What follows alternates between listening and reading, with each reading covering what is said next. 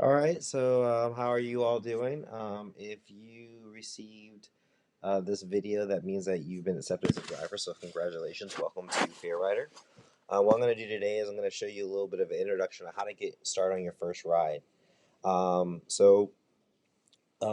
have to convert you from a customer to a driver. So once you've been notified that that's been done, just go ahead and kill your app, swipe up, get rid of it, refresh it.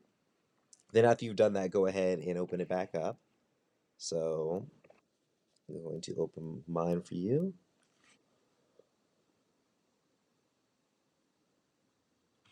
Okay. So then we want to get to where the driver can see what reservations there are. So you click the top three left buttons, and then you come down to reservations. And as you can see, there's two reservations here.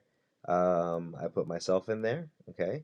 And before you can do anything, you have to sign in as a driver.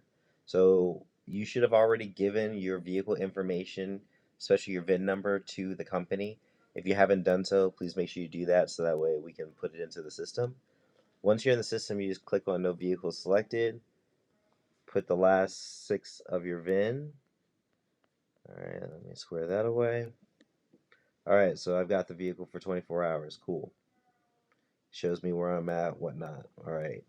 Then you got assignments and then you have reservations, right? So if you have assignments and reservations, the assignments is like, let's say you are logged in and a ride comes through. The system will automatically assign it to people that are close by. However, if you are not close by, but you see a reservation that you'd like to take later in the day, you can request by letting us know, hey, I want that ride to the dispatcher, and we'll go ahead and assign it to you. But the beauty of this is that we're kind of equal opportunity. We allow you to look at any reservation that there is, and you can pick any one you want. So whatever is in the system, if you want to take it, you can click on reservations, and it will go to you. Now, so for instance, my ride here. So I obviously can't do my own ride, but when you come in here, you'll be able to see how much the person is estimated to pay. You'll be able to see how they paid. You'll be able to see where they're going and where they're coming from, and what kind of service they wanted as well, because there's different types of services.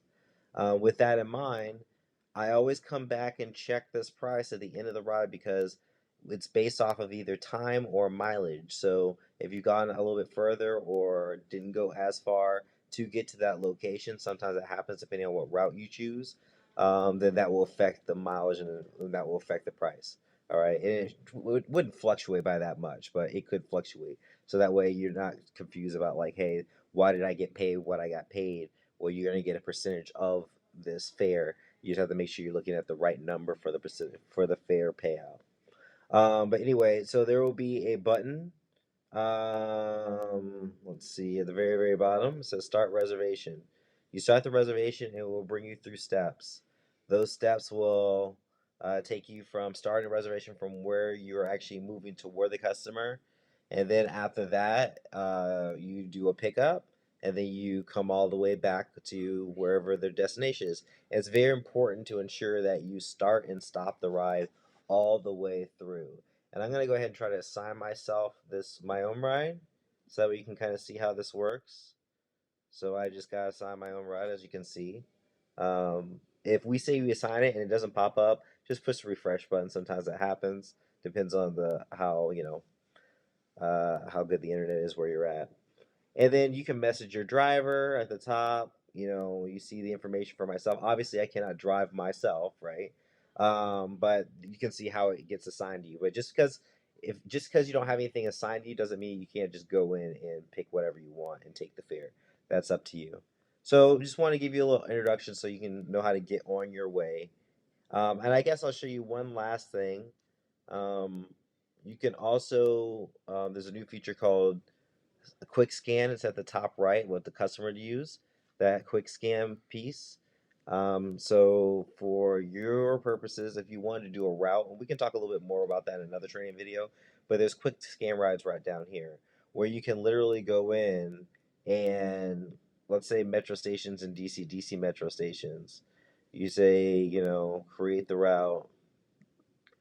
All right, you got the route. So in this route, it will give you a QR code scanner, and the customer will scan that, and then you take them to where they choose to go. So that's another way to just go ahead and make money on your own without having to just tell us like, hey, I live around this area. There's people that have bus routes. I want those routes. We'll input it into the system for you. You can make money that way too. But anyway, so that's how you start a ride. If you have any questions, please let support know or the dispatcher know. Have a wonderful day.